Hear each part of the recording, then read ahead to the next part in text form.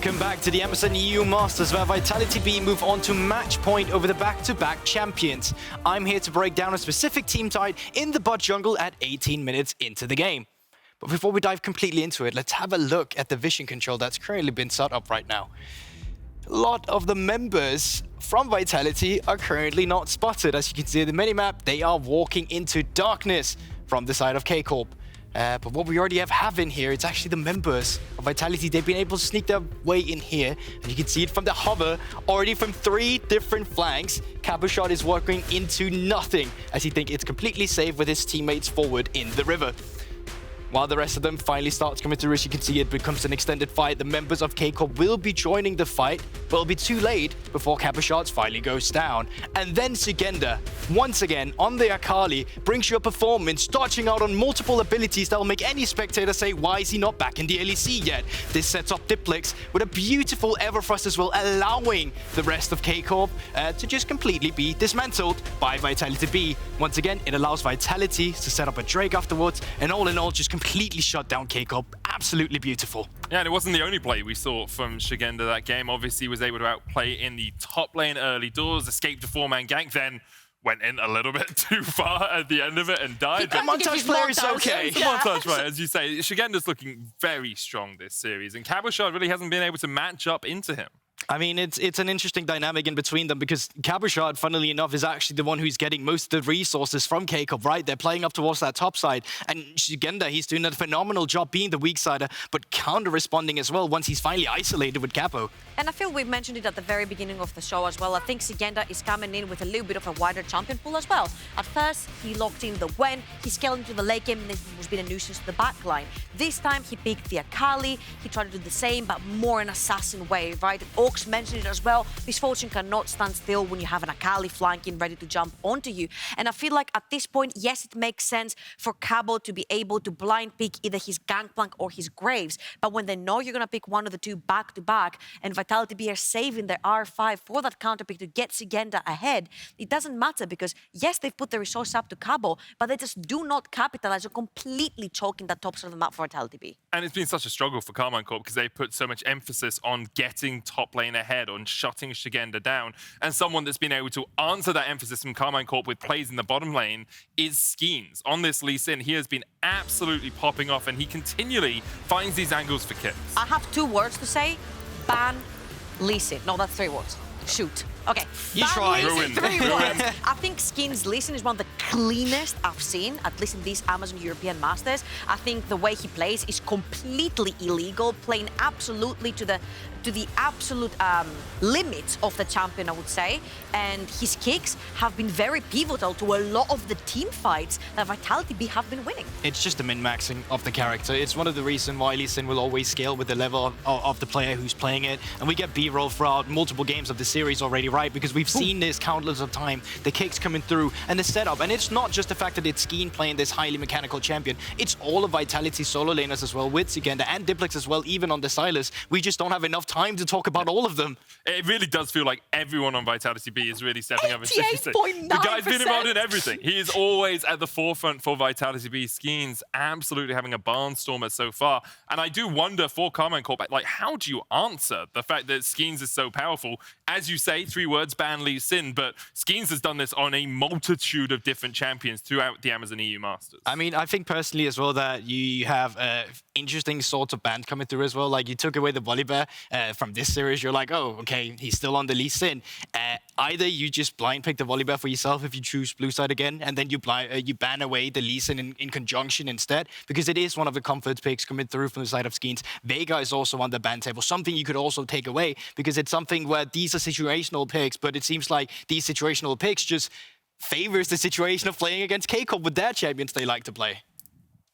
And I like that you mentioned the fact that Volibear was banned away. I do not mind that, but you're picking in a Jarvan really early on, and then what was locked in for Vitality.Bee before they saw the Jarvan was Leona and Lee Sin. They were like, right, we're just going to pick full mobility for the entire map, so that Jarvan misfortune that they drafted from the side of K-Corp just never came into fruition. It never did. The extra mobility just meant that Jarvan was never able to find those early ganks. And let's have a look at some of the fights that really defined the way Vitality were able to sort of close out this game. Firstly, starting around this dragon fight, part of the reason that Karmine Corp have to fight this is they're already dragons down in this situation. 3 dragons to the back. Yeah, that's the thing. Vitality's bot lane control has been so good around the Drake, specifically because they play around that bot lane too. K-Corp, though, they've been very clutch and stole away a few Drakes as we see in this moment, but it kind of just feels like we are delaying the inevitable when we're watching them play over here. Vitality.Bee, their setup around the Drakes have just been super good, and the only way they really steal it is by clutch moments by 1-1-3 rather than good setup for K-Corp themselves. And I think if you want to change this kind of approach with the Drakes, you need more pressure down towards the bot side, and specifically in the early game. And to me, it's a little bit mind-blowing when you have Rekkles on Misfortune. You think perma-priority down the bot lane. You only have an edge on the other side of the map. There's not much wave clear. And I feel like it's a little bit sad to see Rekkles playing on his own the entire time. You've got the veteran, you've got the AD carry that will carry your fights later on. You put him on an early game champion, your blue side, which means you can play towards that bot lane that you just drafted at the very beginning. Just give him some attention, or else take red side and give the R5 to Cabochard. I think the only thing with bot lane is that they've been playing a way where they kind of just have to disengage all the time. We've seen the Brawn come out 2 times, so you're not playing anything you pick to win the lane, you're picking stuff to survive the lane, and because of this, you're not going to have the aggression down towards the bot side that's needed to get these Drakes. If you were talking about the draft approach as you were earlier as well, another point you could have as an attack would be just getting a favorable bot side that would actually win the 2v2. Yeah, we'll see if they're able to do that, because of course there are favorable 2v2 bot laners. Things like the Xayah have so much control down towards that bottom side. If you can find someone that can engage alongside that instead of always being on the back foot, as you say, Goldberg. Another fight that we did see was the fight before the Baron at around the 30-minute mark. Vitality once again, and like you can see, Diplex is caught out by himself, but the ability of Vitality to react in this situation is just sublime. And boom.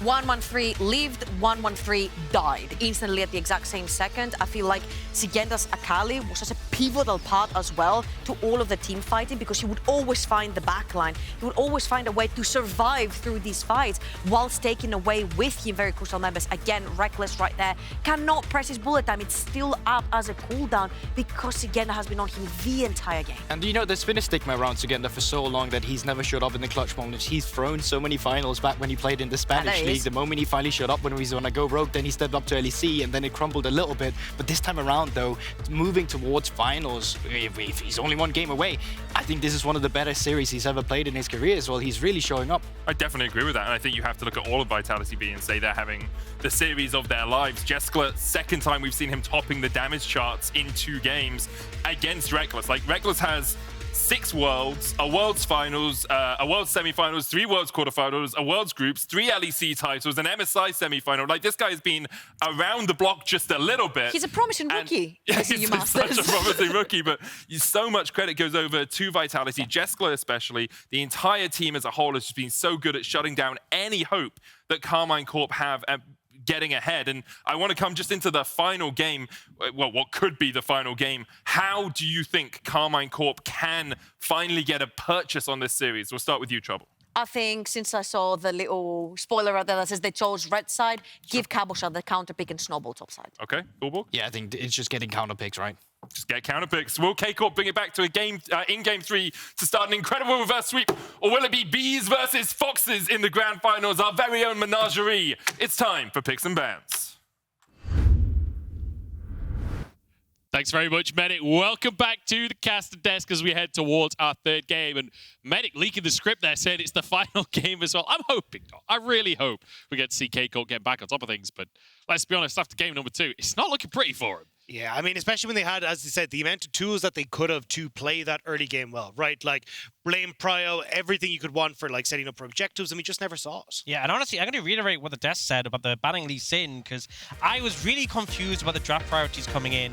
I said, for Vitality.Bee, they will 100% ban Ryze away from SAKEN, and I thought the same on the other side, that there's no way they let Skeanz get Lee Sin. I even wrote it down and circled it. I circled it. And they've let him get it 2 games now, and it's just 1v9. Yeah, and there we go. Destroyed. Oh, finally. So, they moved to red side, they banned the Lee Sin. It's a changed K-Corp coming into game 3. And look, to give the desk their due as well, I 100% agree. I think you have to give counterpick to Cabochard on red side here. Cabochard has been the highest goal difference of 15 throughout the entirety of EU Masters. This guy's been an absolute monster because of the resources Karmine Corp have given him. I want to see that come through here once more with a strong strong mid lane, the ability to play towards top with the counter pick and set Cabo up for success. I'd also be wondering here, potentially Keiko ban another jungler, maybe even the volley, so they deny that away. Xayah is also something that can make sense. They are going to start off with the Ahri, though, and make sure they don't get their hands on that. Obviously, Diplex. I was going to say, is there an argument that for K-Corp you have to ban the Silas at this point? Because Diplex has been looking terrifying. I feel like one thing was it was such a good answer into the Ahri specifically, right? Because it matches his mobility. I feel like it's better as a counter than a straight up pick. I mean, they're literally banning everything against SAKEN. I mean, LeBlanc, Ryze, Azir, Ahri now off the board. Like, I mean, the other option that we've seen coming through from the mid laner for Karmine Corp was that Twisted Fate. And I mean, you end up with a really good matchup there with that Silas again if you want to go towards that. So we'll have to keep our eyes on that as it starts to go forward. But things like the Volley Bear now open for Vitality.Bee, which is now instantly taken off the board by Karmine Corp. Yeah, and I think potentially you could look to prio the Xayah as a first pick. Yeah. We have seen Rekkles play the MF, which is typically a good matchup, but that last game was not convincing me on their success with the MF, is all I'll say. Yeah, to be in Rekkles' defense, that was a difficult composition to find a good bullet time on, right? Like, their comp was designed to move. Also, in Rekkles' defense, he's got nothing these games. Like, everything has been about Vitality.Bee putting pressure onto Rekkles, setting Jeskla up for success, and we'll have to see if they can find that once more. But Jarvan now taken away with that Zeri. It feels like you've got at least, again, the tools for Karmine Corp to try and play bot side, or at least set up for some plays if you want. Yeah, we see the Leona like proud again for Jactroll. I do want to say we saw this matchup game 1. I think Zeri completely fine in Xayah, but when Vitality.Bee put the resources into Jeskla, it just doesn't matter. And I think that's been the recurring thing, is that Rekkles hasn't had a fair fight. Yeah, Rekkles has been sort of 2v4 in a lot of these situations in the bottom lane. It's definitely felt like he's been the weak side, which is not uncommon for Rekkles, but feels like it's difficult for him to play the late game. It's going to be a Xin Zhao locked in here for Skeanz. I love this idea here because you've got Leona who can deal with Zeri quite well. You've got the Xin Zhao as well who can match the early aggression from the Jarvan, and also then having that ultimate as well to kind of keep Rekkles at bay in the later portion of the game. So at least you've got now tools on Vitality.Bee to keep playing through this early game. And it was something that myself, Ox, the Desk all talked about, was how important this early game was going to be for Vitality.Bee in getting those leads, and we're seeing them go towards that once more.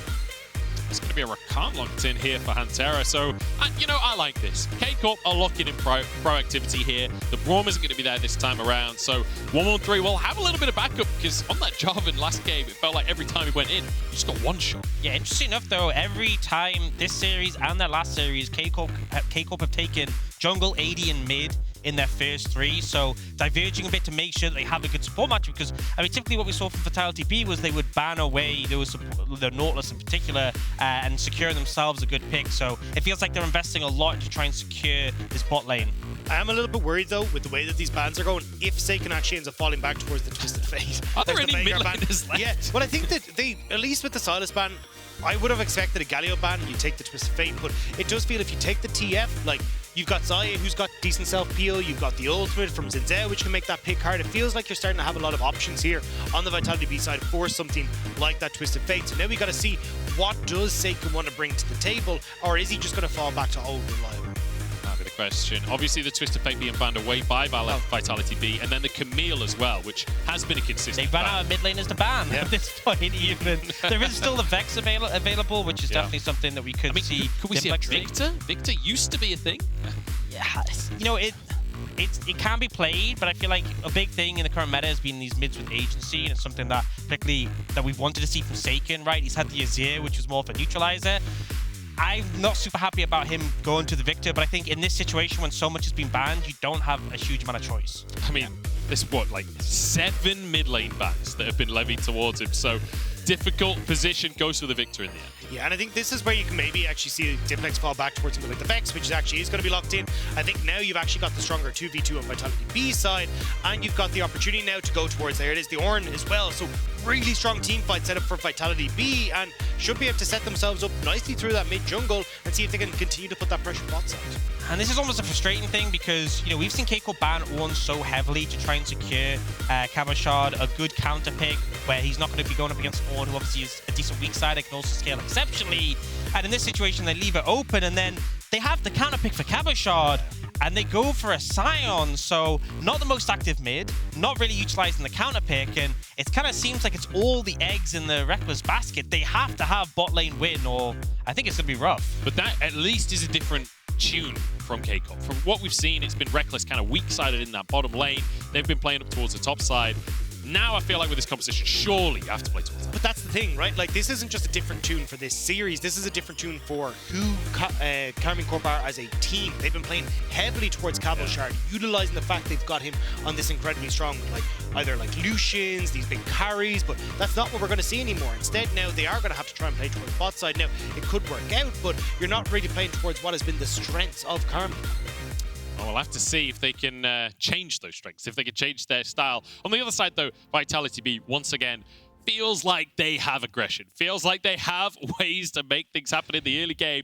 And so far, it's been the case that if Vitality.Bee win the early game, they win the game. We're going to head into game number 3. We're going to head onto Summoner's Rift for what could be the final time if Vitality.Bee can keep this momentum going. They never got to play K-Corp in the LFL playoffs, and apparently that was to K-Corp's benefit because they are destroying them here in the semifinals.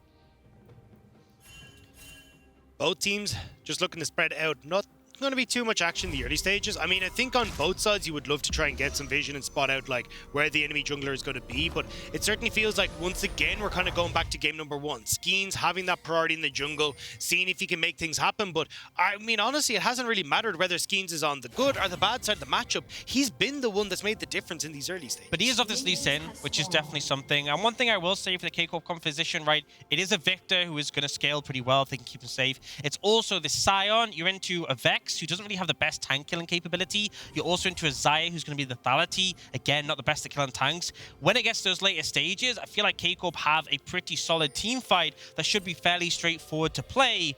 As long as they have the execution, they don't fall too far behind. And crucially, that's one of the sort of weaknesses we've talked about for Vitality.Bee is they're not very fast at finishing out these games. So if they do start to fall off in the later stages, and we almost inevitably will hit those later stages, perhaps that is the light that K-Corp need in this series. Yeah, it feels like a lot of what Vitality.Bee are going to need to do is pretty much like off first reset here for Skeanz, go straight for Dragons, right? Because you're going, hey, look, we've got mid push, we've got bot push.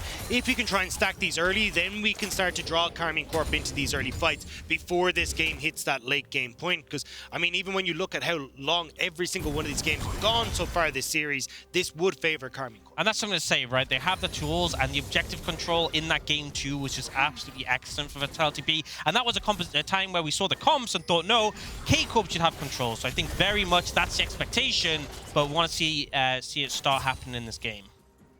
We'll have to see if they're going to be able to take control a little bit. There's a bit of an all-in the bottom side. It's a level 2 spike, so Hantera will take a bit of damage, but not too much to be taken as actually Rekkles steps over the feathers, and suddenly the trade goes a little bit further in Vitality's favor.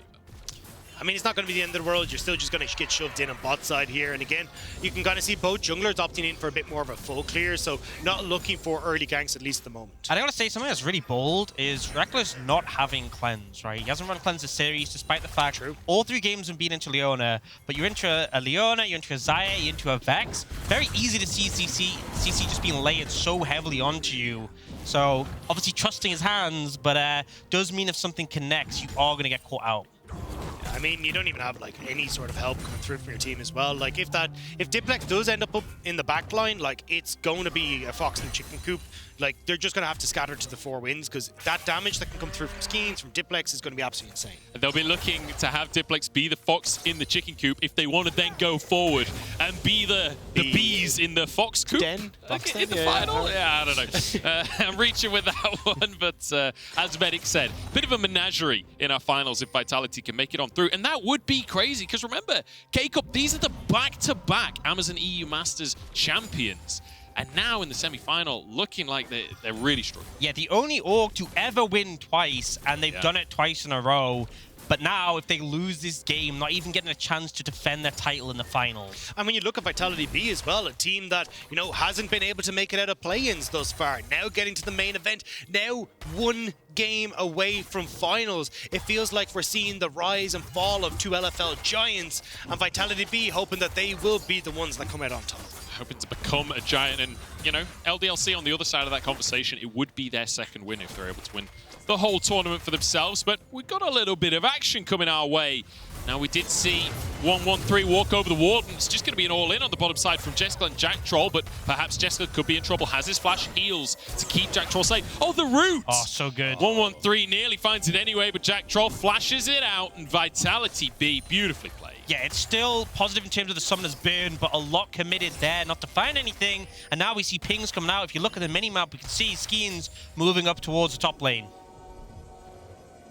Skeanz going to try and make his way in. Oh, he's so low. Yeah, Cabochard, he doesn't know this is going on. Oh, he's in all kinds of trouble. Flash going to be used, it's followed, it's knocked up, and it's Skeanz with first blood. I mean, the wave was just in an awful position there for Cabochard, and you'd already shown your face on bot side as 1-1-3, so really nice job from Skeanz, just poking his head into the top side and getting that first blood for himself. Lads. Yeah. I thought you were going. I was like, am I going? It's a Mexican standoff on the caster desk. Yeah, great little gank there from Skeanz. And crucially, we've been looking at the differences between these two junglers throughout the series. And once again, we see Skeanz winning out in the cross map, winning out in the early plays.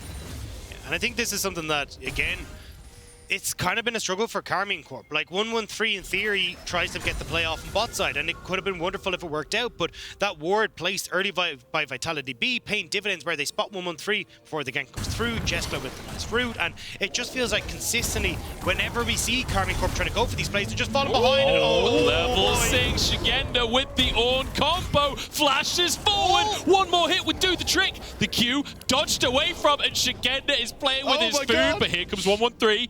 And Cabochard, I think, will survive this one. Dodges away from the knockup. Actually turns damage around onto 1-1-3. My God, he's invincible. And in the meantime, Vitality, they basically win both sides of the map. And you know what my takeaway from that was? How broken Corrupting Potion was. I swear, Cabochard was so low on HP, and then suddenly it's like, you know, I don't think he has the damage to finish him off. 1-1-3 does turn up to cover, and I feel like this is kind of the thing, right? So much of this series has been 1-1-3, trying to put out fires or cover his lanes when they're in comfortable spots, and I feel like he hasn't been able to have as much agency as a result. He shows up top to stop a solo kill, but in return, Skeanz gets a dragon. And every time this seems to be the story, right? Like either Vitality.Bee are just solo making plays as 1-1-3 is running around with the water bucket, or it's actually just been them doing really good jobs of cross-mapping. We saw it in game number 1, really bring Vitality.Bee's gold lead to the forefront. Now we're seeing it again where you're getting a quick dragon coming through, which is exactly what we wanted from Vitality.Bee. Oh, it's an engage onto Hantera. Does have his flash available. Dashes over towards Rekkles. Ignite is there. Shadow Surge won't quite connect, and it means Rekkles should be safe on this one. Both flashes available still, as they will walk away from this one. Yeah, I guess you don't need the cleanse if you can just dodge it like that. Rekkles doing a good job to dip away, and a lot of time invested for Diplex to make that move. Ultimately just means they can get some time to build up a bit of a CS lead.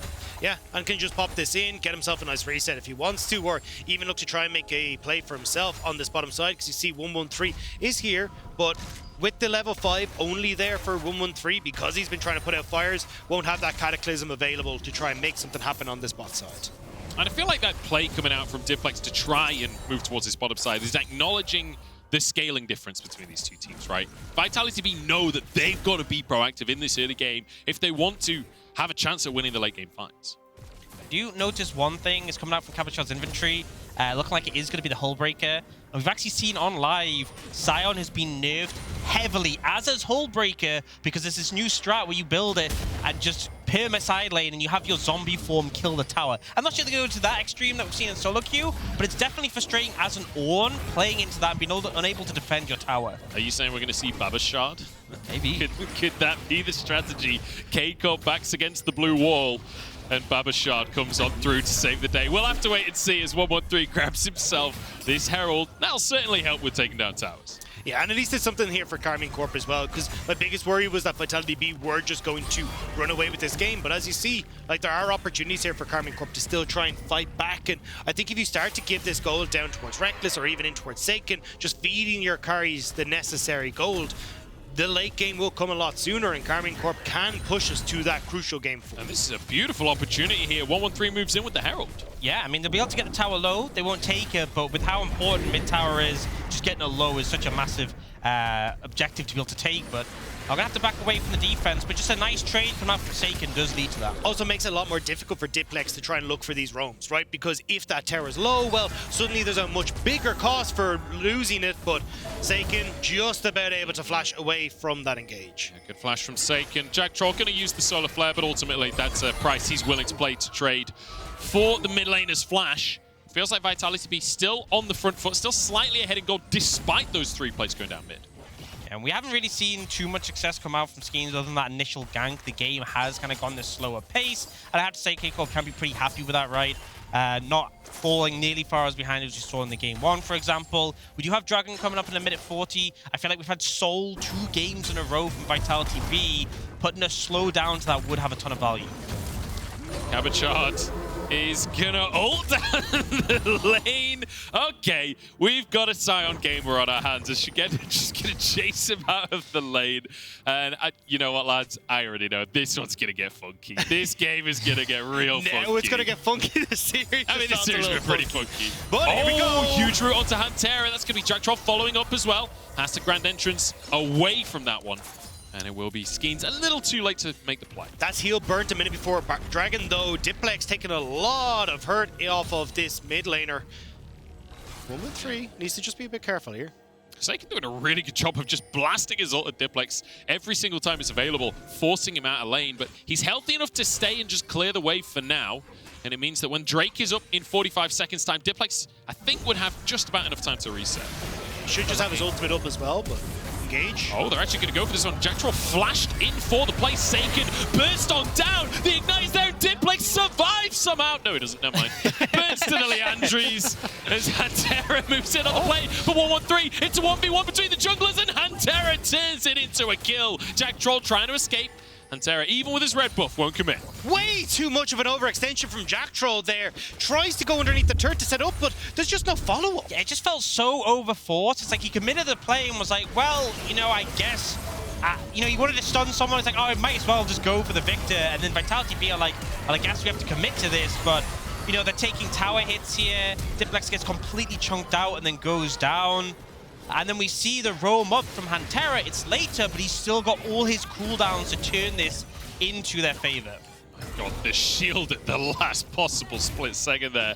I can't believe 1-1-3 actually survived that play. That's sort of insane. Again, though, we're seeing this like tip for tap, which does favor Karmine Corp, though. We talk about trying to prioritize early dragons. Well, Vitality.Bee don't really have the control that they want, especially when SAKEN does have that mythic already completed. You have to be incredibly careful, but a ton of ultimates were burnt by both sides in the last fight, so you have to be careful here. Critically, top laners won't be joining. Cabochard TP top with a hull breaker. Szygenda was like, yeah, I have to be top or our tower is gone. And that does mean that see Vitality.Bee just backing away, don't have control of the river and aren't able to approach. I'm surprised KC aren't actually just going to start the Drake on this one. This would be pretty much the first early Drake they've got. In fact, this would be the second Drake of the entire series for K-Corp. I do like that they're not going for it, though, because I think at the moment, right, you know as Karmine Corp, hey, realistically, we don't need to force this. We have the later scaling, so as long as we just play it slow, deny that from Vitality.Bee, we're in a good spot. Now that we have Vitality.Bee back away and we have our lanes in order, now we can go for the dragon. Yeah, and I think it's massive, slowing down the potential soul. Obviously, 2 for Vitality.Bee so far in this series. Giving them a third would be really rough. And honestly, an Ocean Soul, when you have super tanks like in this game, could cause a lot of problems if either side was going to get it. So Szygenda going back up towards that top side. We're setting up for a gank in the mid lane, though. Jactroll off on the side as Skeanz goes in onto SAKEN, but he's feared, he's escaping. In goes Jactroll. The damage is turned around, though. 2 towers hitting, and it's a 1-for-1 so far, but 1-1-3 wants to turn that into more. Hantera trying to cut off Jactroll. Diplex up on the top side.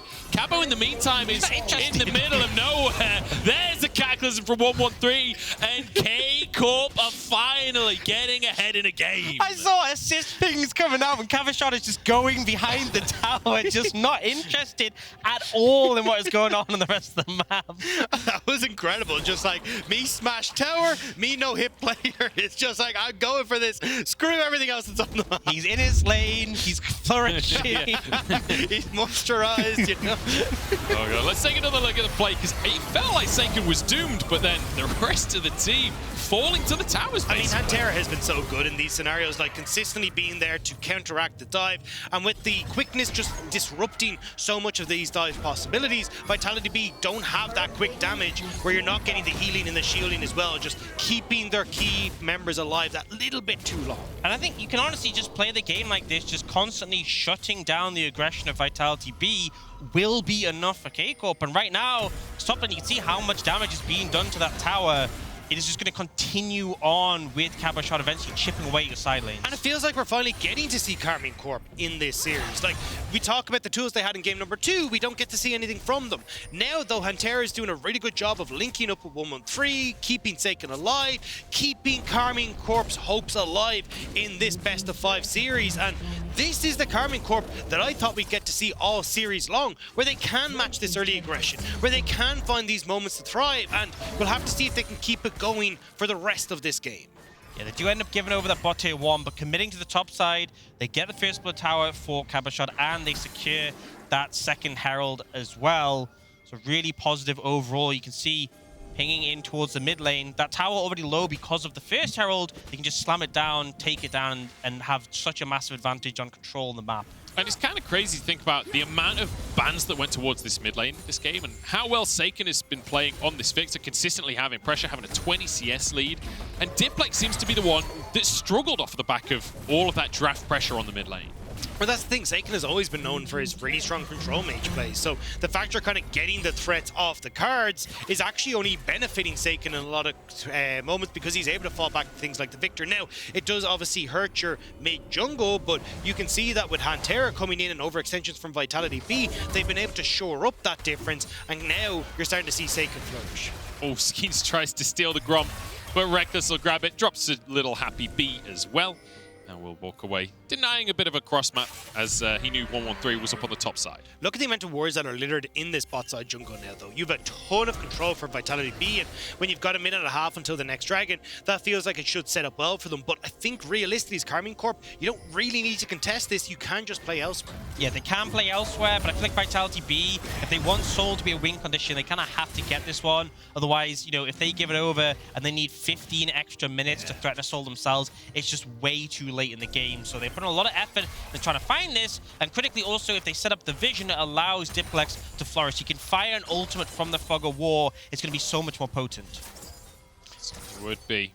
I'm a little nervous for the side of Vitality.Bee if they do commit to these Drakes, because if Szygenda moves over, Cabochard doesn't, he could just push. But it looks like it's Cabochard the one to move first here as he turns up in the mid lane trying to find priority. And KC, they want to contest this Drake. They want to just fight for it. Diplex did back though, complete his Ludens. Now he's also got that stopwatch as well, so he's going to be in a really good spot if he wants to try and set things up for the fight, get on to key carries in the backlines. Like, Diplex can actually do work in this fight despite the fact he's been set behind that little bit. Herald's still available as well for 113 if they want to force priority in either the bot or the mid lane. 20 seconds on this Drake. Cabochard is here, as is Szygenda. Szygenda losing a quarter of his HP already before the fight begins. Jactroll in. Here's the Ornn as well. So knock up onto a couple. But KC just disengaged for the time being. Yeah, so much beard there, right? That's 4 ultimates down from Vitality.Bee, but none from K-Corp. They use a Jarvan flash and that's it. You can see Vitality.Bee instantly feel like they're not comfortable to continue over here.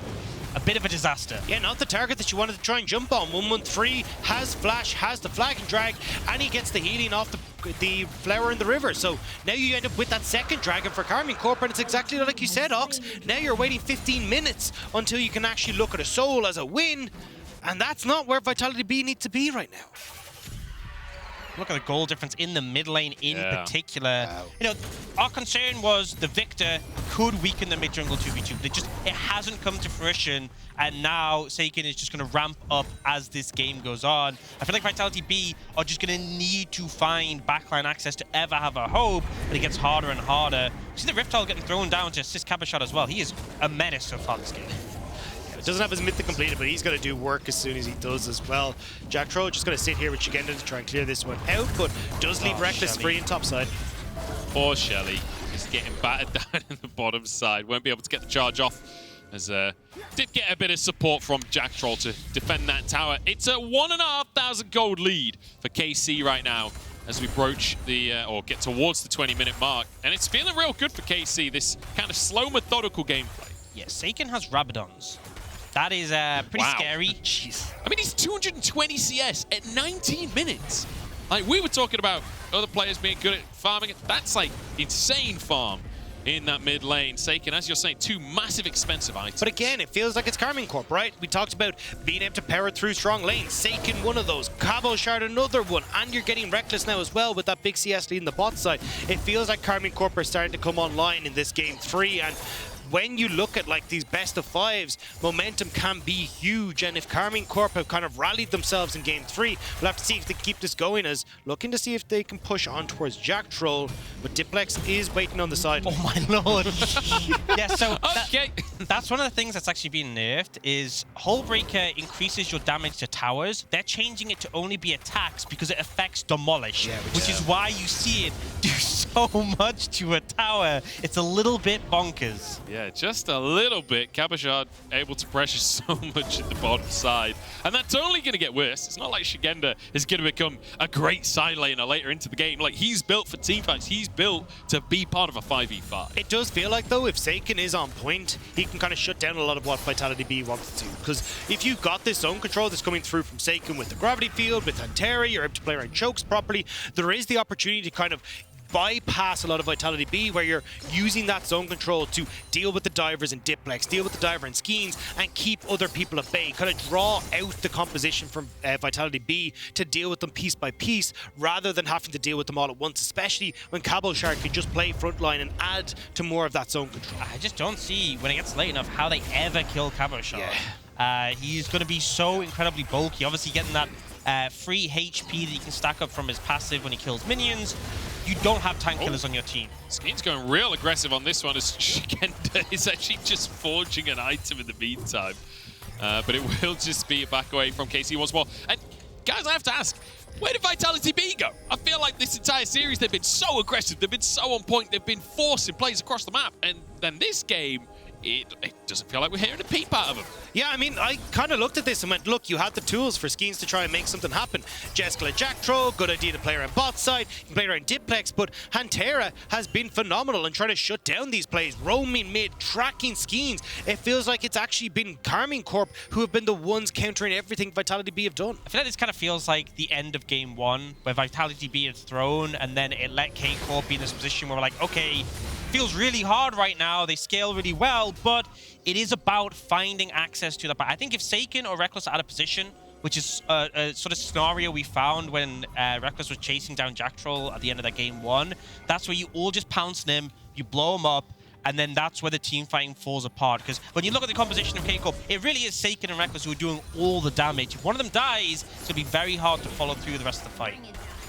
Especially SAKEN, right? Because it feels like with the Rabadons now working up, it might be a Banshee's Veil coming through next, but just feels like he's... Oh, Zhonya's even. His build before we were in Banshee's Zhonya's, I wouldn't even be too against that in this game. Do you think he needs a voice staff at some point, but surviving will be key. Yeah, and I think it'd be great to go for these defensive items, and if that is the case, and you do have that Zhonya's, it makes, you know, the Diplex threat a little bit easier. Hantera, though, will be able to dash away with 20 seconds till the Dragon. We're keeping our eyes on Diplex to see if he can find that flank.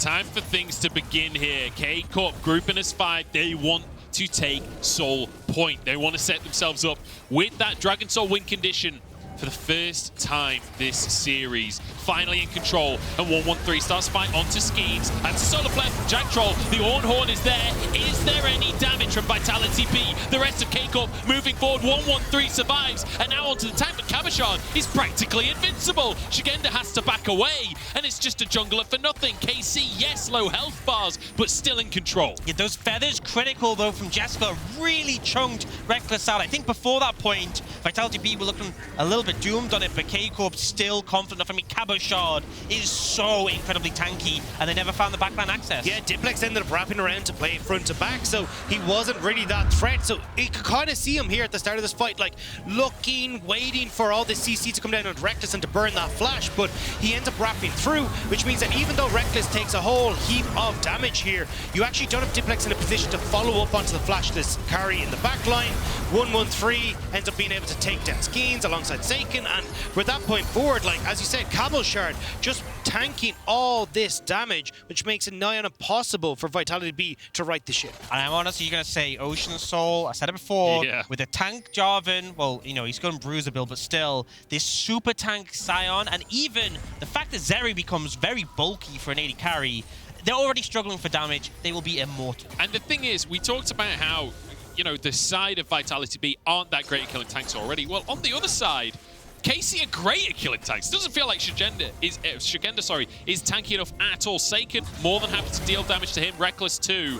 113 gets found out here. There's a solar flare. Jactroll gets his whole combo, but nobody's anywhere near. And now Jactroll's gone too deep. Instead, Hantera trying to save the play. Diplex in onto 113, but the Jarvan lives on, and SAKEN arrives. Hantera with the double knockup, and Rekkles starts to stack up as well. The slow's coming on through as Szygenda just trying to body block. Great feathers from Jeskla. It will just be the one pick, but still, KC come out on top. And I feel like the problem is I'm looking at this play and being like, okay, Vitality.Bee, they got off lucky not to lose as many members, but they just feel like they're licking their wounds, limping away. Once again, they're committing on a 1-1-3. Not the target. If you're not going for SAKEN or Rekkles, you shouldn't go for it. Yeah, I know even there, Diplex, right, doesn't have the damage to try and finish off the Jarvan. No Shadow Flame, super far behind his build when you look in comparison to SAKEN. So when you actually get this dive onto 1-1-3, I mean, look, he's gone Bruiser. You might have some threat, but like without getting the reset for the ultimate for the Vex, this fight is going to go completely astray. And it does feel like Jactroll overextending again, cause a bunch of issues. No damage, as you can see, it's a 1-1-3 to actually finish him off. And now Diplex is just stuck in no man's land. It honestly feels a bit desperate. Like, oh, we see someone, we have to try and make a play, and I can understand the mentality, but it's just not working, especially when K-Corp are so quick to respond and bring numbers in return. One thing I will say is they did burn Cabochard's TP, which is something critical, so less of a threat in the side lane now. God, damage onto Diplex. He's just getting destroyed by SAKEN. Maybe Jactroll and Szygenda can stop it, but I mean, who's going to kill him? I mean, you just talked about the TPs being used. Szygenda now investing his to get up to his top side. And, I mean, that's just kind of thrown away for nothing. Again, no real pick opportunity because the Banshees Veil and Karmine Corp, they've now put themselves in this top side, settling the vision control in favor of themselves at this Baron.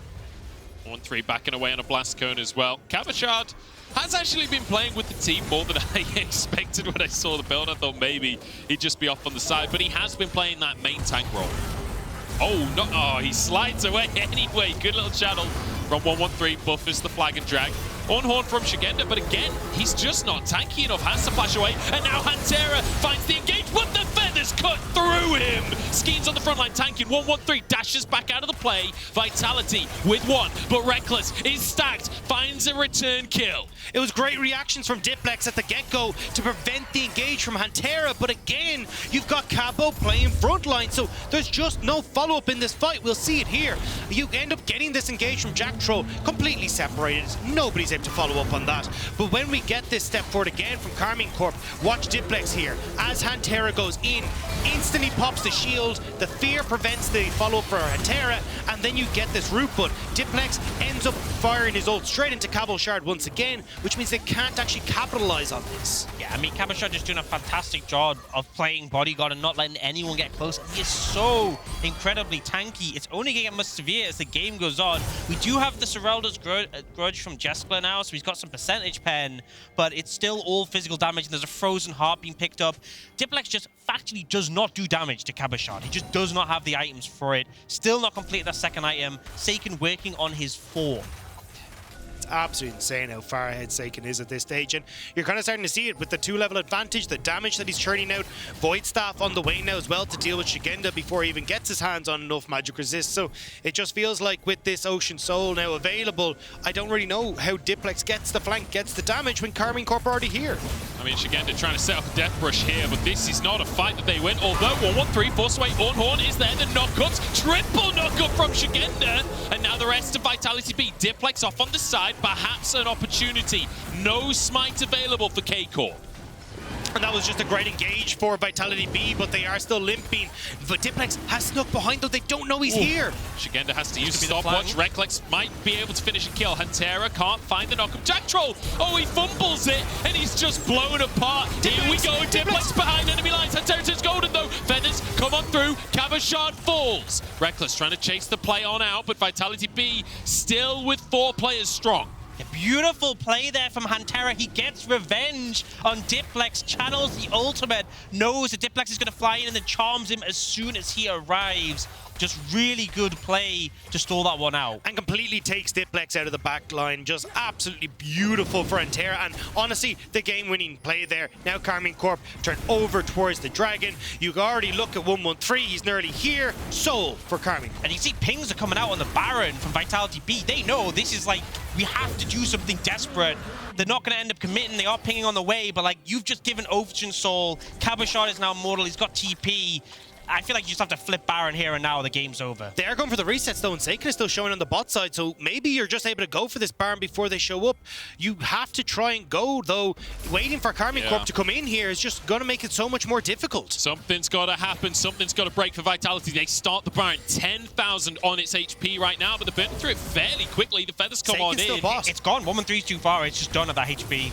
All right, well, at least Vitality, they get a silver lining on this one and a bounty as well on top for that one. So big 2,000 gold swing in their favor. Still 2,000 gold behind and an Ocean Soul down, but at least they get something. Yeah, and initially in this play, Karmine Corp, I think the thing is they committed to this choke. And look how most of K-Corp can't really follow up. SAKEN and Rekkles not really doing anything as we get this complete bounce house coming in. So we get the initial favorable play for Vitality.Bee, and then they go for this big loop around flank, and we try and find the engagement. Jactroll's not quite here, but this Hantera play just flawless. Yeah, Hantera was so good here. Diplex does manage to land the Shadow Surge into the back line as Jactroll not able to connect with the Zenith blade, but Hantera, as you said, realizes it's about to happen, charges himself into the middle, so keeps SAKEN and Rekkles totally fine, gets the stopwatch off, he hops away from the Feathers. That was so well orchestrated by Hantera.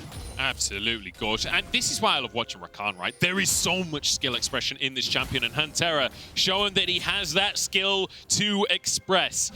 But, gentlemen, we've got a bit of a scuffle around the Drake that's not even up. Skeanz is going to be locked up, and one shot. See you later, buddy. SAKEN is here, and he wants a win. Yeah, that's a fight in Viktor. That's what it does, and now K-Corp looking for more. 113 the target, but it's Diplex really alone in this one. SAKEN trying to close the gap as Hantera off on the top side, but he's rooted. Great play by Jeskla, but his mid laner falls regardless, and that Ocean Soul paying dividends for Hantera. And now Karmine Corp will just get the setup here on the bot side once again. This is just going disastrously for Vitality.Bee. They couldn't get the early game in their favor, and Karmine Corp are cashing in on this late game victor. And this is a problem, right? They got the Baron. They're not really going to be able to get to do anything with it because they lost out on that fight.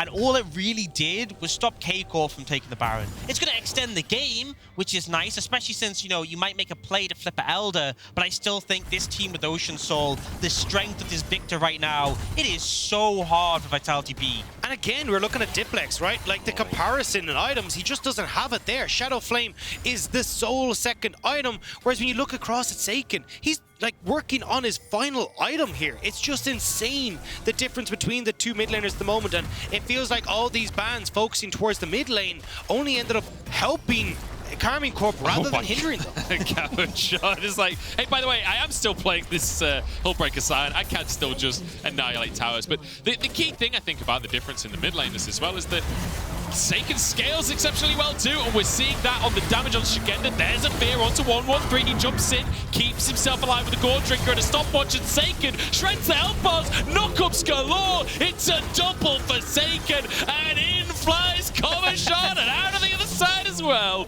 It was a good attempt. I like to see it, but Cabochard now stuck in the base, has an Ocean Soul. He'll be fine. That'll be an in hit. And that looks like it'll be us going to a game number 4 as well. Karmine Corp looking so strong in this. Wave takes the mid lane inhibitor. Now they get to collapse onto bot side as well. I mean, look how tanky Cabo is. Where was this the rest of the series? Oh. It's going to be the feathers coming on out. Oh, see you later, Hantera, but there's a knock upon Jeskla. And just as it looks good for a moment for Vitality, it all gets blown apart. Gentlemen, the blue wall stands strong one day further, one game further. We are going to fall at very least. Yeah, and ultimately they shut down Vitality.Bee's early aggression. They lead into their scaling picks, and SAKEN, he was a monster this game.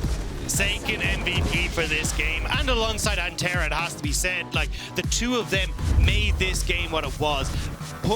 Just putting that pressure into the early lane, making sure that they were able to keep themselves in control in the mid lane, shutting down all these aggressive plays, and it just meant when you got to the later point, you've got SAKEN, who was monstrous, like 2 full items ahead of his counterpart towards the end of that game. And I mean, I think the thing you have to remember, there were 7 mid lane bans in that game, and apparently that's all SAKEN needed. K-Corp are finally on the board and stay alive in this series. Will it be enough, though, to force a Game 5? We'll have to find out right after the break.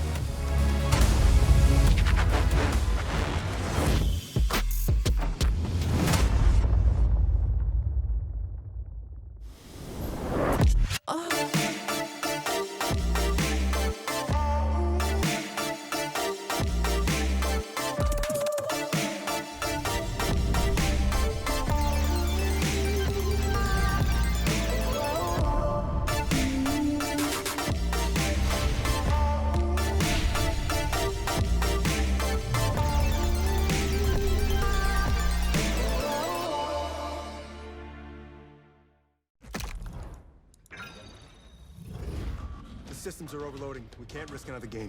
We need to take a break and regroup. We're starting to lose our mind. Captain, we cannot go back to Elo Hell. Last time it took us months to get out of it. Initiate break protocol. Hurry up!